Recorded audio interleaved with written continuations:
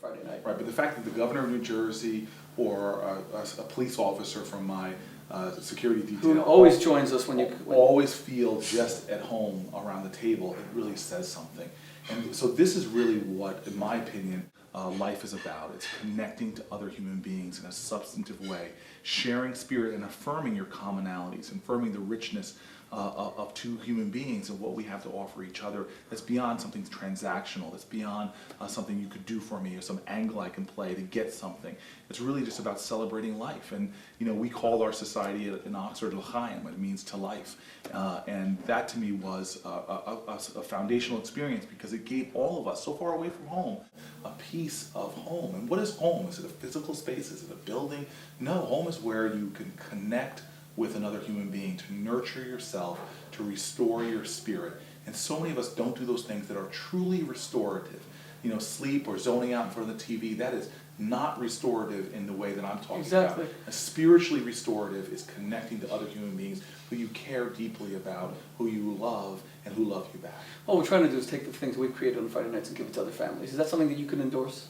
It's definitely something I can endorse. And, ultimately we're making dramatic success in Newark. Newarkers are coming together. We're lowering crime. We're actually starting businesses and attracting businesses, building parks. And all of that things is going to be very important to our city. I think we all rejoice in that. And I celebrate the Newarkers who are making change. But at the end of the day, the larger changes we seek in our society, the real human dignity and recognizing that, the elevation of our spirits, the fact that we have so many people that are experiencing profound depression or are on antidepressant drugs and all of these issues, even some of the problems we're having with our kids, I really think the antidotes to that are not some kind of biochemistry or not some kind of, those are real issues, but the real solution to many things we seek is just providing that nurturing, that empowering, that spiritually grounding environment of just connecting with other human beings, affirming your own dignity, feeling that unconditional love, and connecting with other people. And people might just say, what are they talking about? It's just a dinner. But I know from my own experience, countless dinners, dozens and dozens and dozens, adding up over the lifetime of my childhood, were changing to me. And if I didn't have a chance to connect to my parents like that, to source from them my values and my ideals, I know I would not be the man that I am today. And I know as I go about my adult life, forget what it does for kids, but for me, to find friends that I can connect with, family members I can connect with, or experiences I had with my parents in Atlanta, those are the kind of things that to me make life worth living. It's amazing that your father didn't have that, but he ensured that he gave it to you, and it's made you largely the man that you are. Well, my father did have it, and that's what people with his mother. understand. He had it with his mother. The extended family. An extended family, and again, it sounds almost hackneyed now, the African saying it takes a village to raise a child. But within that village, we may not have biological connections, but if we affirm our spiritual connections by opening our home, by having the kind of dinners that you have, by taking the time to invest in each other, forget what it is. If you come from a quote-unquote broken home, or if you come from a single mother, all those things are to me just societal labels that inhibit the truth of who we are as people when we come together. When we come together, avoiding those invisible lines that separate us, or those divisions, or what have you, but come together and share that spirit. I've known you, Cory, for like 17 years. You really want to, what defines you is a love of humanity. From the time I knew you as a 22-year-old Rhodes Scholar of Oxford, you just had this unparalleled, unquantifiable love of people. You found the good in everyone, and I see you doing it in Newark, and that's why you are loved in turn. And the miracles you're doing in Newark are incredible. And you've always brought so much love and joy into our Friday nights, and hundreds of Friday nights we spent together all over the world now. In Oxford and now in New Jersey, and when you bring many people who work with you in Newark, or helping to create that Newark transformation, that Newark miracle.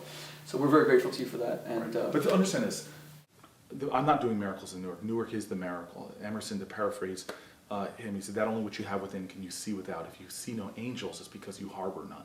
And I'm one of those blessed people that has had many people look at me and see the angelic sides of my nature, and it almost selects for that. When people see goodness in other people, we often rise to be that person in other people's eyes. If you see the child the way he is, that's all he'll ever amount to. If you see a child the way he could be and should be, and its true essence is, that child will ever rise to that occasion. I come from a city of glory, of beauty, of strength, of dignity. That's the way Newarkers have treated me, and I'm blessed to be their mayor. You are a person that knows what our society is about. you know the values, you know the ideals of America, of humanity. And what I love about this project that you're doing is you're looking simply to affirm that and get other people to affirm that, to celebrate that by coming together in what it sounds like a simplistic way, but is a way that ultimately, in its simplicity, unlocks that divinity that I know you already see, and I'm grateful. Well, I know so many people who would love to have dinner with you, and that's why we hope to also launch something in Newark where those families who do commit to turn Friday night into family night and really give their kids that one night, uninterrupted, unconditional attention, where there aren't all these modern day distractions, that they can be in some sort of lottery where they get to have dinner with Mayor Cory Booker. Many people might think the prize is not having to have dinner with me, but yes, who knows? And maybe we can have some Shabbat dinners. Yeah, we'll bring them here. Absolutely. Yes. We're not that far from Newark. Okay, Cory, we love you. I love you very much. I love I'm you grateful too. for what you're doing. Truly, you are one of those men. As I always say, all men are mountain ranges with many peaks and many valleys.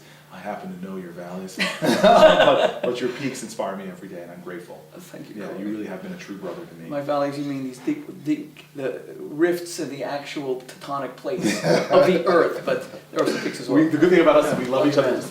What's the old Irish prayer? May you and have a true friend, a friend who truly knows you and is still your friend anyway. Thank you for being my friend. Thank you. All right. You.